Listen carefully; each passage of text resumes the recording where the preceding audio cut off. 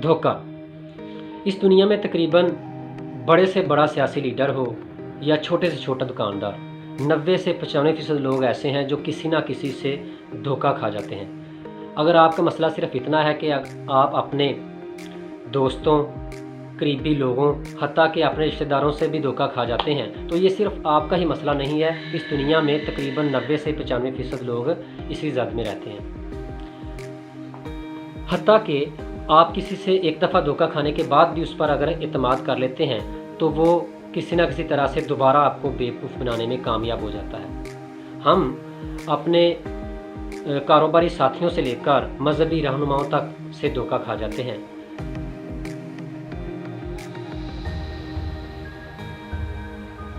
असल में धोखा खाने की 4 बड़ी वजूहात हैं, जिनमें से नंबर 1 वाली वजह सबसे अहम है, मगर हम नंबर 4 से शुरू करेंगे। मुझे यकीन है कि इस वीडियो को देखने के बाद अगर आप अपने आप को परखते हैं, हर लम्हा अपने आप की जांच करते हैं, तो इंशाल्लाह आपके धोखा खाने के चांसेस 90% 95% से 10% पर आ जाएंगे। अगर आप इस चैनल पर नए हैं तो इस चैनल को सब्सक्राइब कर लें ताकि हमारी आने वाली हर वीडियो आपको मिलती रहे। नंबर 4 पे है, ऐसे लोग धोखा अक्सर खा जाते हैं जो इंतहाई सादा हैं। जी हाँ दोस्तों, अगर आप सादा ज़िंदगी बसर कर रहे हैं, सादा कपड़े पहनते हैं तो बहुत अच्छा, हर किसी को ऐसे ही करना चाहिए, मगर यहाँ सादगी से मुराद आप मामला फ़हम नहीं है। आप लोगों की चापलूसी और चालों को नहीं समझ पाते। वास्तव में आमतौर पर 3 तरह के लोग हमें मिलते हैं। यहाँ मुझे वालिद साहब की एक बहुत अहम बात याद आ गई। अल्लाह उनकी ज़िंदगी में बरकत दे और उनके नक्शे कदम पर मुझे चलने की तौफीक दे। वालिद साहब अक्सर कहा करते हैं कि बेटा हर किसी पे अंधा एतमाद ना करो, बेजा फटाफट किसी पे एतमाद ना करो, और ना ही हर किसी पे शक करते फिरो, बल्कि हर बात को पहले सोचो समझो, उस पर अच्छी तरह से उसको परखो, फिर कोई हतमी राय दो। इसलिए आप अब इस बात से आप समझ तो गए होंगे कि 3 तरह के कौन से लोग हैं। पहले ऐसे लोग जो हर किसी की बात पर अंधा एतमाद कर लेते हैं, वो लोग अक्सर धोखे की ज़द में आए रहते हैं। दूसरे ऐसे लोग जो हर किसी पर बेजा शक करते रहते हैं, वो भी नुकसान उठाते हैं। लेकिन तीसरी किस्म के लोग ऐसे हैं जो इन दोनों में बैलेंस से चलते हैं, जो इन दोनों को बैलेंस के साथ चलते हैं, वो लोग धोखे की ज़द में कम आते हैं। धोखा खाने की दूसरी मिसाल है लालच। इसकी दर्जनों मिसालें हैं, मगर 2 मिसालें आपसे डिस्कस करूंगा। आपको अक्सर मोबाइल फ़ोन पर मैसेजेस आते होंगे कि आपका इनाम निकला है।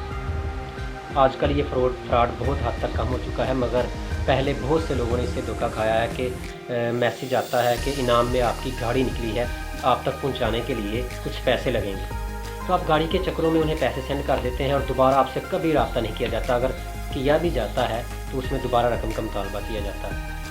दूसरी मिसाल आप यूट्यूब की ले लें।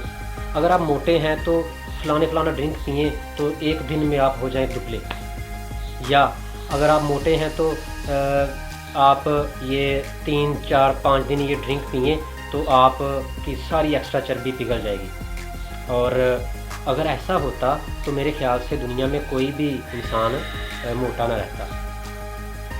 मगर आप वीडियो की थंबनेल में लिखी डिस्क्रिप्शन से के लालच में आ जाते हैं और धोखा खा जाते हैं।